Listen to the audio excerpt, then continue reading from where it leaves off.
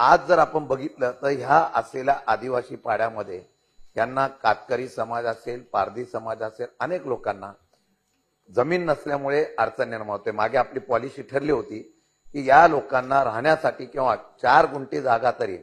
One विभागाच्या हद्दीच्या माध्यमातून किंवा राज्य सरकारने, जिल्हाधिकाऱ्यांनी, तहसीलदारांच्या माध्यमातून त्यांना कायम वास्तव्य करण्यासाठी करण्याच्या बाबतीमधला कायदा करणं गरजेचं आहे। जो काही शशिकांतजींनी मांडला हे खरंच आहे की विशेषतः आपल्याकडे आदिवासी समाजातील ज्या आदिम जमाती आहेत, विशेषतः 3 ज्या प्रमुख आदिम जमाती आहेत यांच्यातलं मागासलेपण अधिक आहे आणि विशेषतः भूमिहीन आहेत,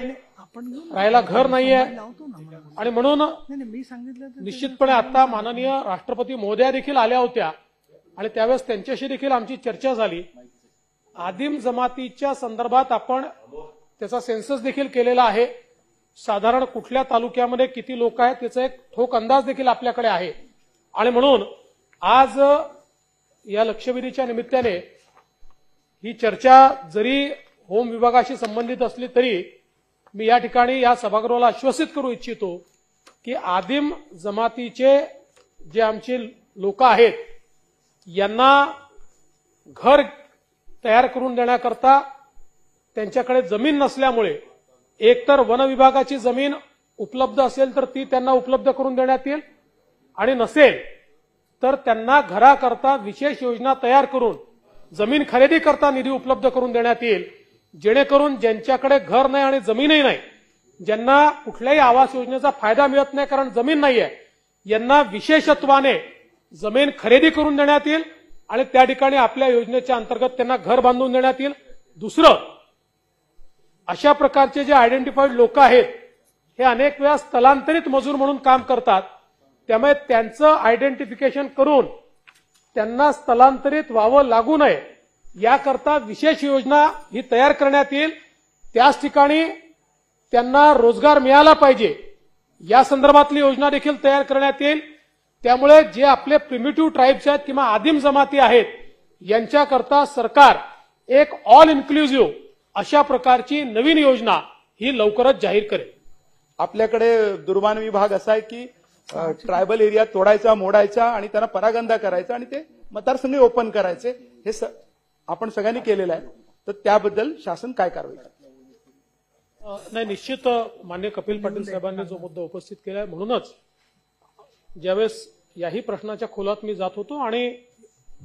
यापूर्वी देखील ज्या काही चर्चा झाल्या त्यात असं लक्षात आलं की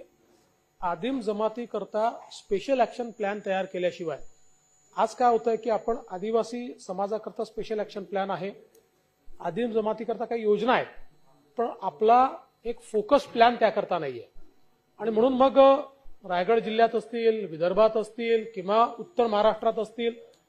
विशेषतः ज्या 3 जमाती मोठ्या प्रमाणात आदिम जमातीमध्ये आहेत यांची सर्वदूर परिस्थिती तशीच आहे आणि म्हणून या संदर्भातला एक फोकस्ड ऍक्शन प्लॅन आम्ही तयार करणार आहोत। ज्या ऍक्शन प्लॅनमध्ये त्यांच्याकरता राहण्याची व्यवस्था असेल, रोजगाराची व्यवस्था असेल, शिक्षणाची व्यवस्था असेल, अशा सगळ्या गोष्टींचा एक इन्क्लुझिव्ह प्लॅन हा आम्ही तयार करू आणि लवकरच त्याला मंत्रिमंडळापुढे नेऊन मान्यता देऊ। की ज्याप्रमाणे आदिवासी जमात असते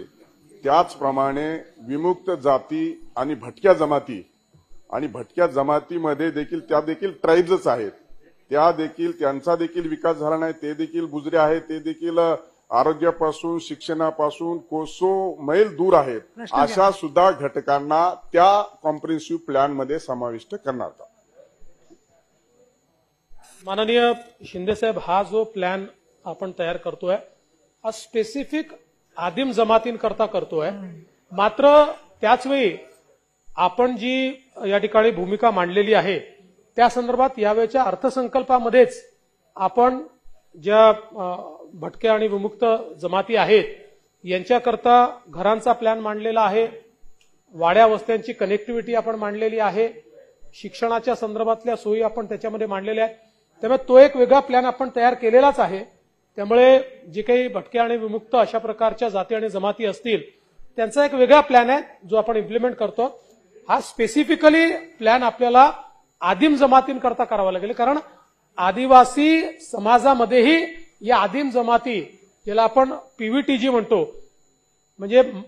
आदिवासी समाजात मागासले पण आहे, पण त्यातही अधिक मागासलेले अशा प्रकारचे या आदिम जमाती आहेत. आणि म्हणून त्याचा एक फोकस्ड प्लॅन हा आपण त्या ठिकाणी तयार करणार आहोत. आणि दुसरं मी जे सांगितलं की आपल्याला फोकस प्लॅन तयार याकरताच करायचा आहे की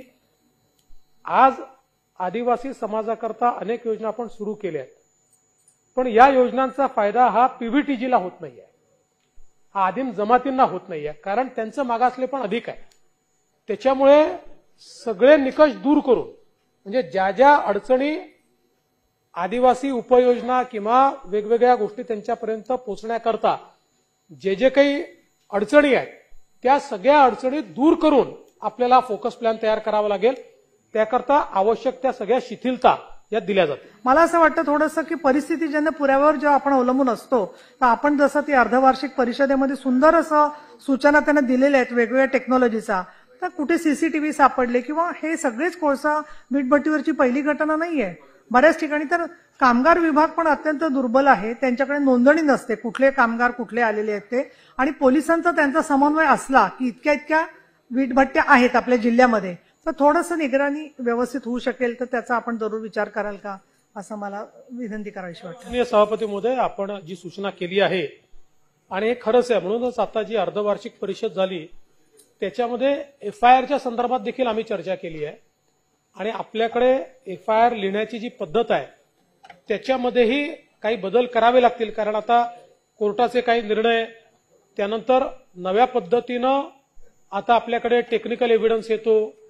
लिगल एव्हिडन्स येतो, अशा सगळ्या गोष्टींचा विचार करून एफआयआर लिहिण्याची जी पद्धत आहे ती देखील बदलली पाहिजे. या संदर्भात जी आपली प्रशिक्षण अकॅडमी आहे त्यांना आपण ही जबाबदारी दिली आहे की त्यांनी आता एफआयआर लिहिण्याच्या संदर्भात नव्याने नीट प्रशिक्षण दिलं पाहिजे आणि आताचे जे काही वेगवेगळ्या प्रकारचे लूपहोल्स लक्षात आले आहेत ते दूर करण्याच्या संदर्भातलं काम आपण करू. आणि दुसरी सूचना आपण जी दिली तर जरूर अशा संदर्भात पोलिसांनाही सेन्सिटाईज करण्यात येईल आणि लेबर विभागालाही सेन्सिटाईज करण्यात येईल, जेणेकरून वीटभट्ट्या असतील किंवा जिथे निवासी मोठ्या प्रमाणात निवासी लेबर जातात त्या ठिकाणचं त्यांचं रजिस्ट्रेशन आणि त्यांची व्यवस्था या दोन्ही गोष्टीकडे लक्ष द्यायला सांगण्यात येईल. धन्यवाद.